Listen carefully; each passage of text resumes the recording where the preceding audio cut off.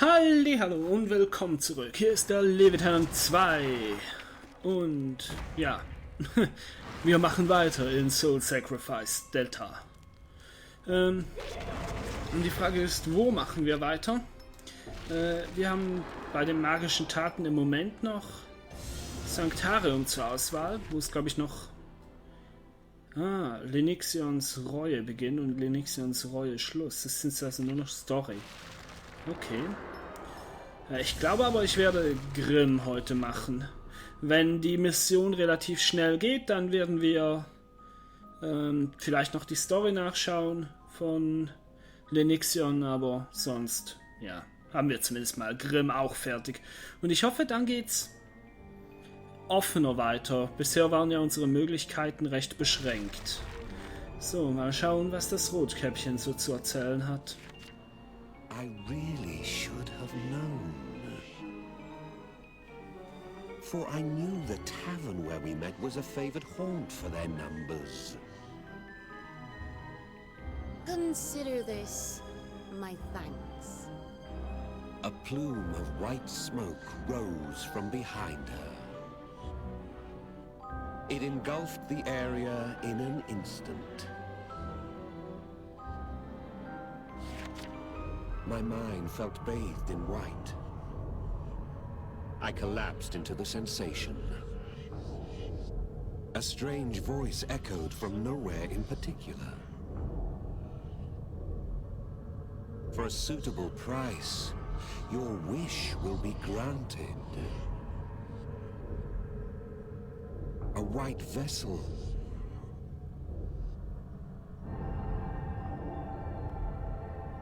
Hung in the air before me, a relic to grant one's any desire. And the source of countless monsters consumed by them. The sacred chalice. The woman in your arm, is she to be your wish? It spoke as if it knew all my heart's desires. An image flashed before my eyes. Her face, as I'd last seen it. If you would see her again, make your sacrifice. Offer up the red girl and...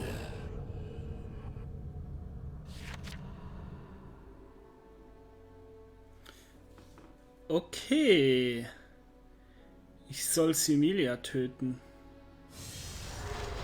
Da steht Hoppla und ich bin auch der Meinung, dass das irgendwie Hoppla ist. Und wir bewaffnen uns wohl mal für einen Kampf gegen eine Zauberin. Ich gehe hier nicht groß auf Elementschaden ein. Ich möchte nur gute Waffen dabei haben.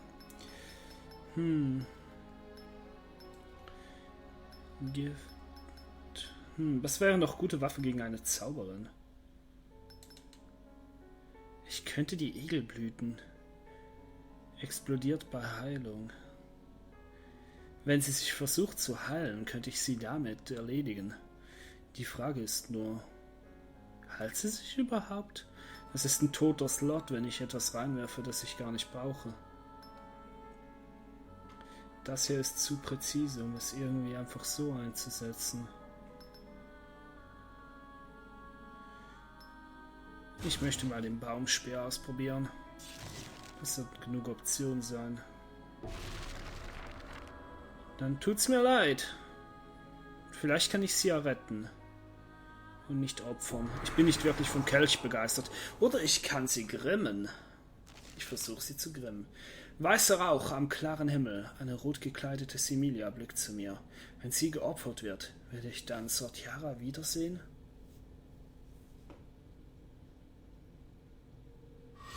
Wer weiß. Ist die Schuld nun beglichen? In Similias Augen lag Resignion. Es ist mir gleich, wenn es dein Wunsch ist. Willkommen im Lebkuchendorf. Will sacrificing me make your wish come true?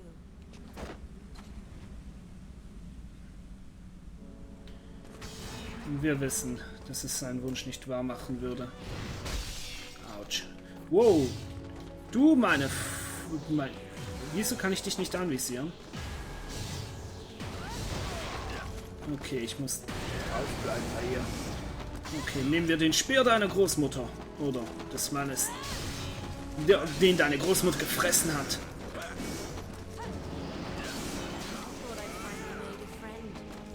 Du hast einen Freund gefunden, keine Angst. Ich werde schon einen Weg finden, dich nicht zu opfern. Autsch. Okay, ich heile mich. Ich muss mich heilen. Ach nö, du kannst es auch?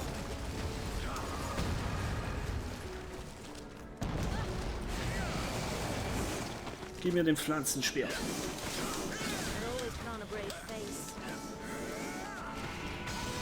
Nee, du bist zu schnell.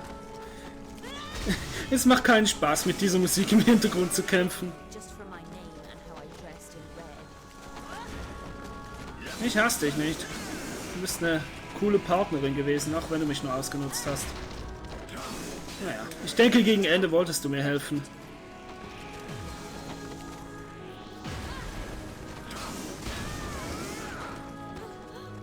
Ja, du hast schon nicht mehr so viele Leben.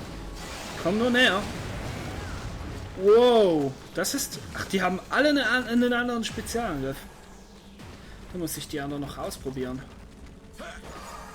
So. Weißt du was? Du machst deins. Ich mach meins. Ich hab's sie erwischt, oder?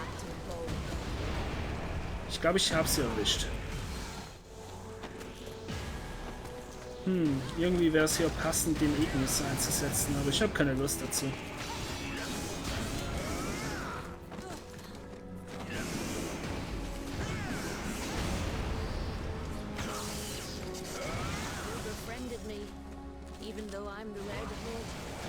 Und ich werde weiter dein Freund sein. Hoffe ich, wenn es das Spiel erlaubt. Jetzt sei nicht so traurig.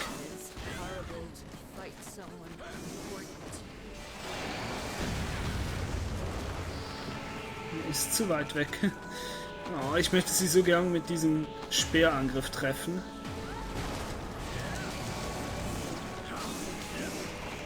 Also ich meine, ich treffe sie mit einem Haufen Speerangriffen. Okay. Ich habe nicht die Wahl. Ist vielleicht auch besser so.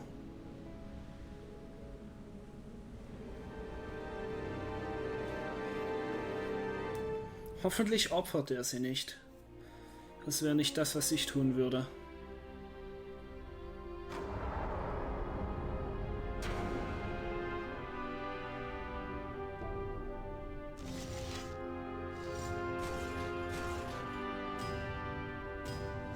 Ja, halt nur zwei Klassen von mir aus.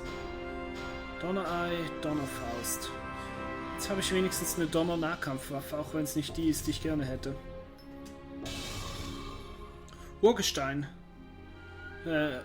Beschwört aufsteigende Plattform, schützt gegen angreifende... Okay, das könnte interessant werden. Ja, genau, jetzt, das habe ich mir gedacht. Du kannst jetzt Network nutzen, Grimm-Orden und neue Phantom-Quest. Ich musste einfach bei allen einmal alles durchspielen, damit ich alle Orden habe. Jupp. All die Quests, die ich freischalte.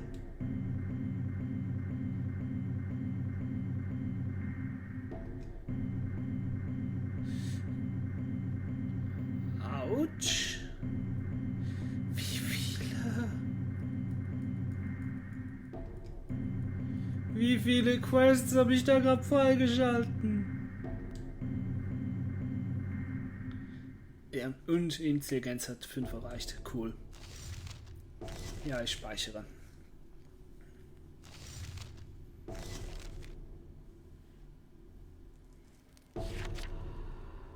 My anger boiled over. I bellowed that her joke was in poor taste. Oops. Then you knew. Yes, I knew. The fractured apple at her feet betrayed her illusion. An apple shade, to be exact. I'm sorry. She really meant a lot to you, didn't she? She seemed genuinely contrite. Please don't be cross. I had to test you. Grimm asks one thing of the new. The fortitude to rely on no god. You passed. You resisted the illusion. You're perfect for Grimm. I suppose I should have been flattered, but I declined. I have no interest in Grimm's words, nor any prophecy of eternal recursion. Moreover, she'd made a mistake. Had it been the true chalice, I'm not sure I could have denied it. The promise of seeing her again may prove too tempting. Is a dead woman really so dear to you still? I raised my right arm in response. She isn't dead. Not to me. She speaks to me still, from within my arm. And I let her words guide me, spurring me onward. My burden, my karma. The third Red Hood wore a pout on her lips. Really? It's hardly fair someone should be immune to the Red Hood's wiles. Her cowl traced a bright red arc as she turned to leave. I suppose that means I need practice. Next time, though, just you wait. She swore to avenge her pride one day, a broad grin on her face.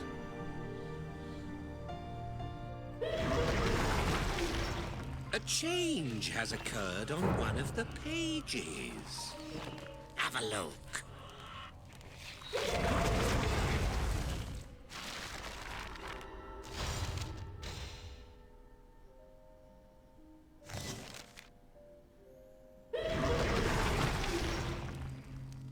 You can now relive a pact.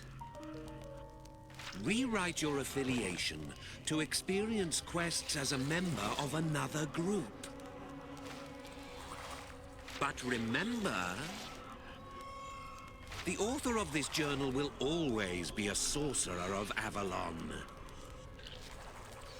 You can change the sorcerer's affiliation, but it won't change the sorcerer's life. These tumultuous tales can't be rewritten completely. So, keep that in mind. So. Okay, jetzt so. A change has occurred on one of the pages. Have a look.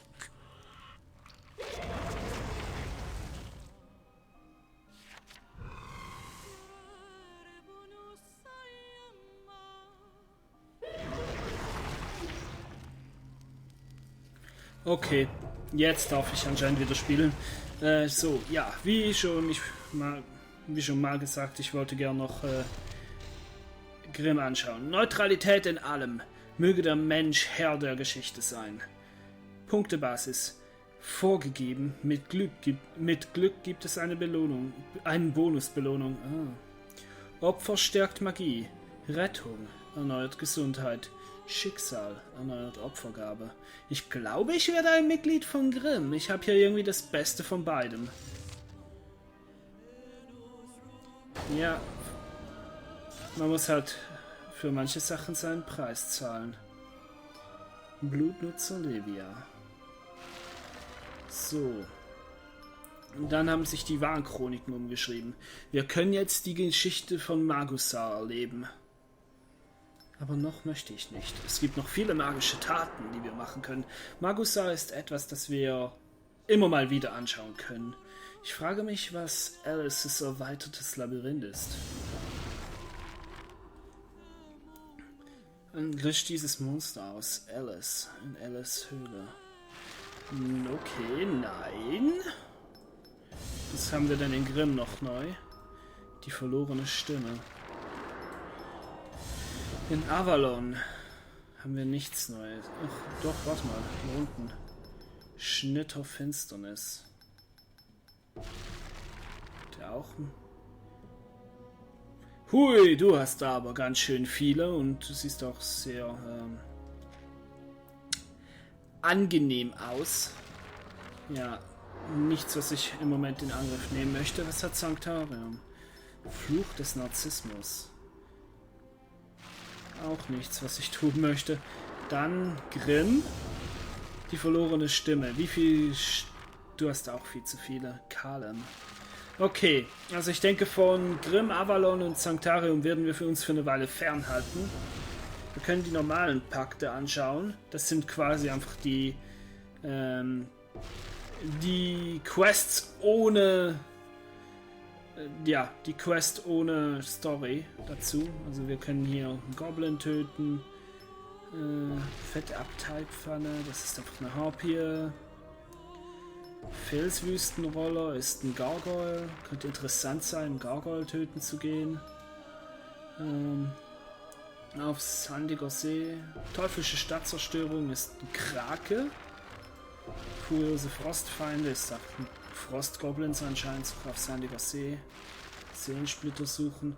Es gibt hier einiges, das wir tun können. Ein Behemoth. Cool, ein Behemoth. Eines der DLC-Monster aus dem originalen Spiel hat hier schon seinen ersten Auftritt. Wie interessant. Und etwas Schleimiges im Sand. Ist ein fleischfressender Schleim. Das ist der richtige.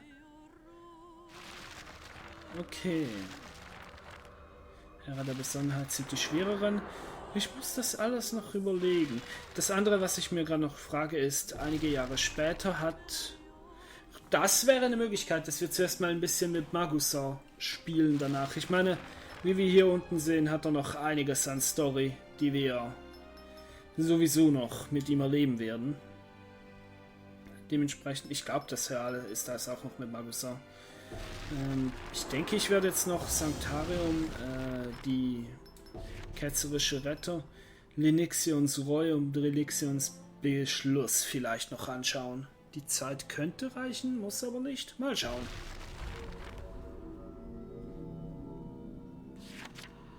Her parents died before she was old enough to know them. Slain by a monster. Only a brother remained to her, a young man called Linixion. It was an uncommon name. He raised her alone, the best he was able. This girl, 10 years his junior. His sister, though not by blood. It was only honor that bound them. For he had been an orphan too, the same as his sister. Some years prior, a nearby couple had taken him in and raised him. They had a daughter then, and so Linixion came to have a sister. He swore to be with her always, and so he was. And though the girl loved him for it, she could never quite forget. She raged at the fiend responsible. That thirst for vengeance saw her awaken to sorcery at an early age. She swore to find the thing that took her parents and avenge them. It was a source of deep worry for her brother. He held to a strange creed. Even his sister would admit he was a peculiar sort. He forbade himself to sacrifice, as if he bore the act some grudge. At every turn, he was quick to reaffirm one lesson to his sister. Forgiveness is the noblest act. Behind his words, she felt he was urging her to forsake her revenge. And though she respected him, that was one lesson she could never accept. She snuck away to take Avalon's ordeal in secret. She felt that was the surest path to finding what she sought. Vengeance for what was stolen away. Without a word to her brother, she put their home behind her. She walked half the night alone. Then, a presence behind her. She turned and saw him there.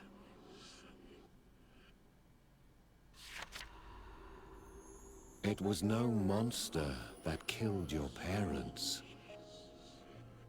These were the words that broke the long silence. I killed them for revenge.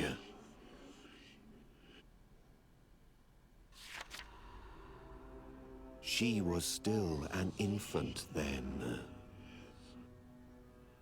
His parents had been sacrificed, and the boy was left an orphan. Their deaths had served to save the village from rampaging monsters. The task itself had fallen to one of the men of the village. After sacrificing the pair, he took in their child as his own son. The man had his own family, a wife and newborn babe. From day one, the boy bided his time.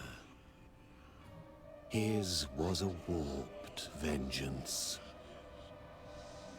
Why should he be the only one to suffer, he thought.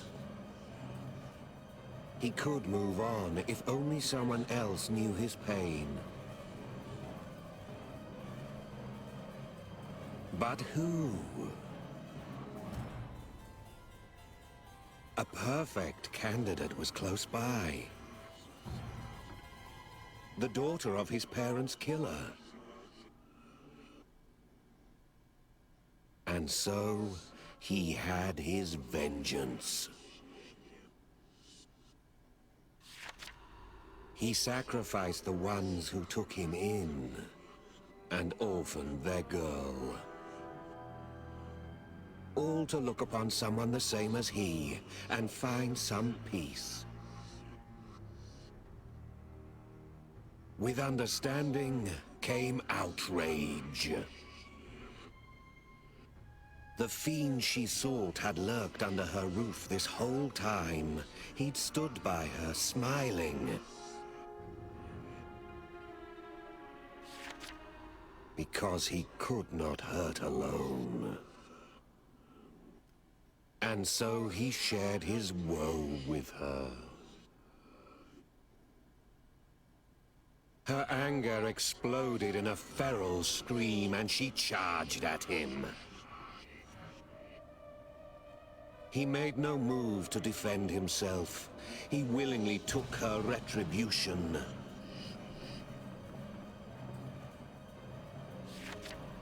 It was then he spoke. "Stop there! It's for the best." How dare he? She thought back now, on all those times he'd preached forgiveness. He'd feared this, she thought, that the girl would learn the truth and seek her rightful vengeance. Despite her slight frame, the girl raged on, untiring. Bloodlust now clouded her eyes, to the point she could not see the fiend that crept behind her. It caught her unawares, and with a single blow it sent her flying.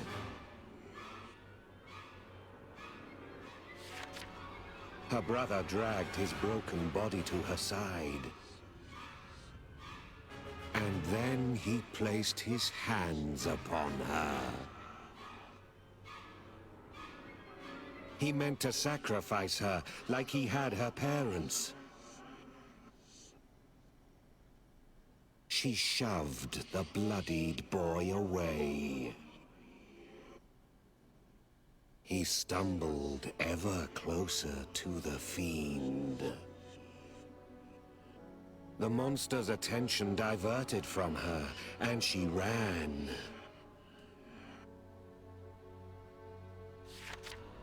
A faint voice called after her. She turned to see it pick him up, then saw its fangs crush his head. She ran, desperate for her life. But all the while, her brother's final words rang in her head.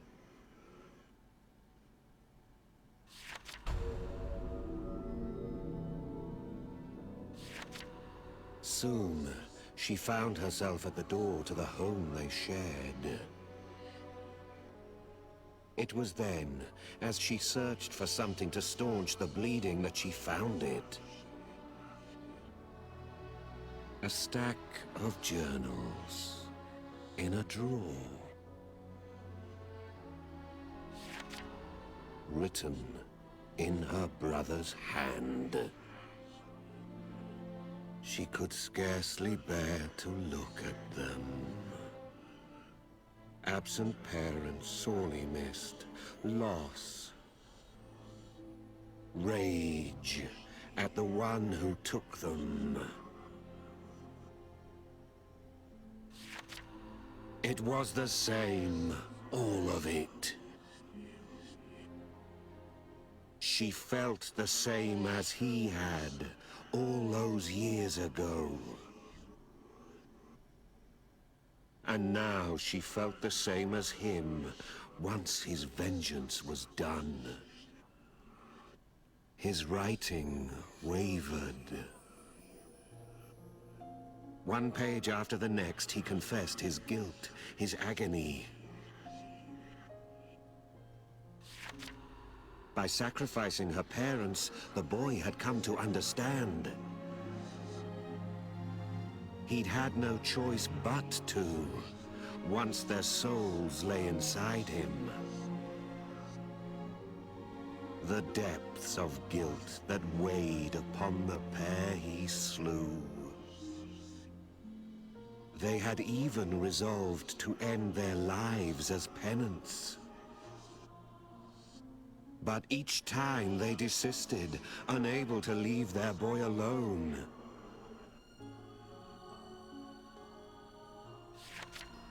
His right arm surged with regret. It was mirrored in the regret young Lenixian felt himself. Seeing a fellow orphan share in his pain brought him no solace. His shame and regret made him wish he could disappear from this world. But sure enough, it was the girl's presence that stopped him.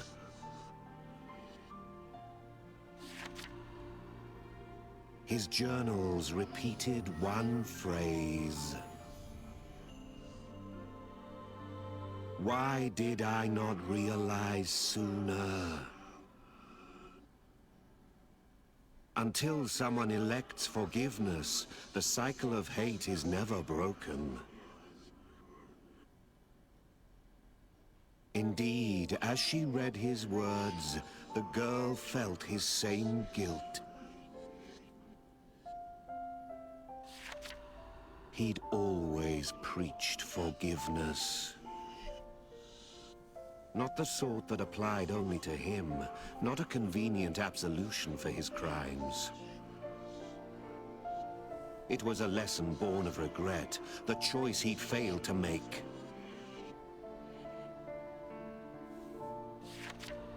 As she battered him, he'd taken it, then spoken these words. Stop now, it's for the best. He had long wished for death. That was no plea for mercy. No good can come of vengeance.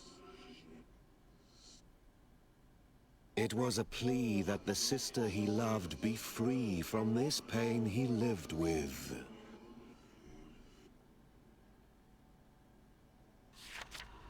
But when the fiend had laid her low, he tried to sacrifice her.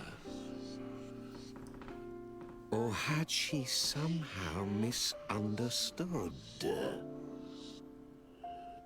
Had he really tried to heal her? Moments before those jaws took him, she thought she heard his voice. Just run, he'd said. She'd seen it as she looked back. Her brother wore a smile. Now, having read his journals, she understood the reason. He would finally be free of guilt.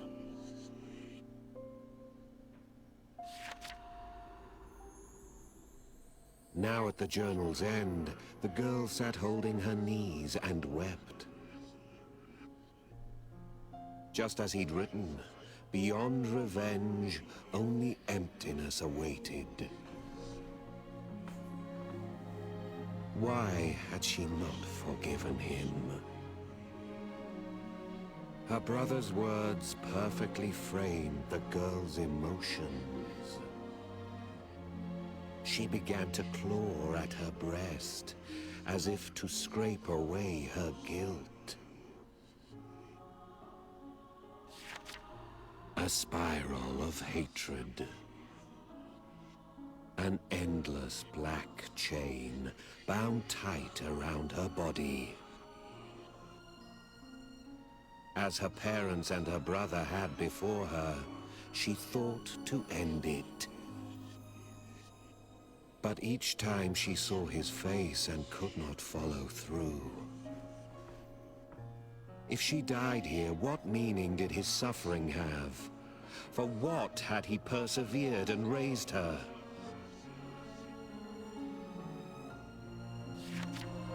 Every act of hers that followed was a part of her penance. The scars she'd inflicted upon herself never fully healed. But as soon as she was mobile, she took his journals and set forth. Her inability to forgive him had been a grievous mistake. As if to shout that to the heavens, she began saving others.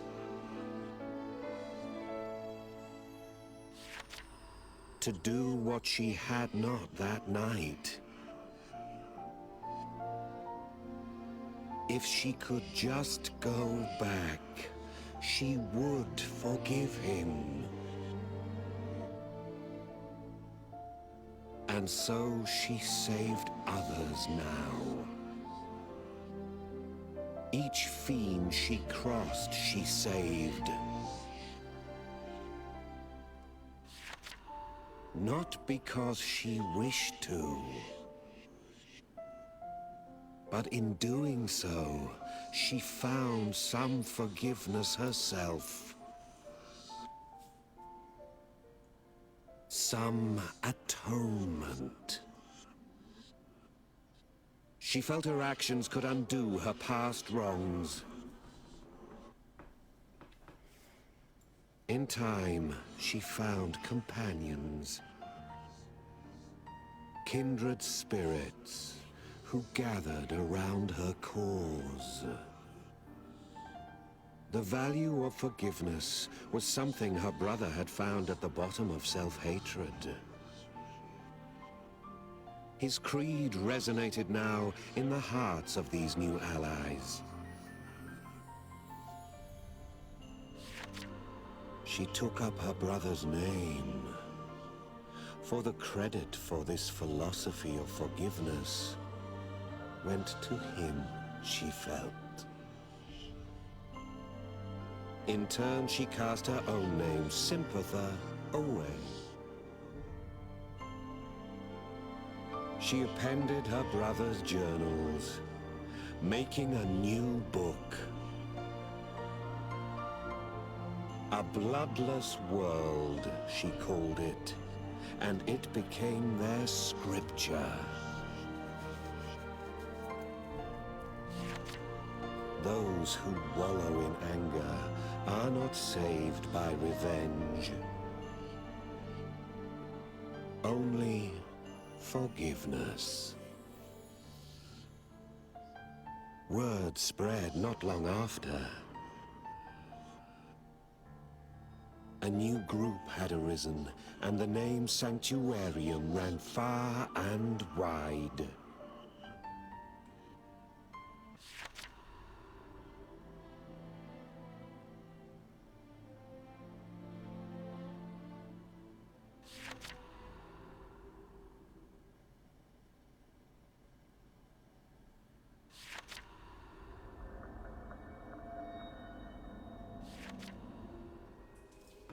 Ich glaube, wir haben die Geschichte durch, soweit wie wir können. Ja, war noch eine schöne Geschichte zum Schluss. War um einiges länger, als ich gedacht hätte, dass sie wäre. So, wir machen unser ewiges Ritual. Wir nehmen einmal die Lacrima von Librom. Und dann darf er noch einmal mit uns quatschen. You'd better treat me with care.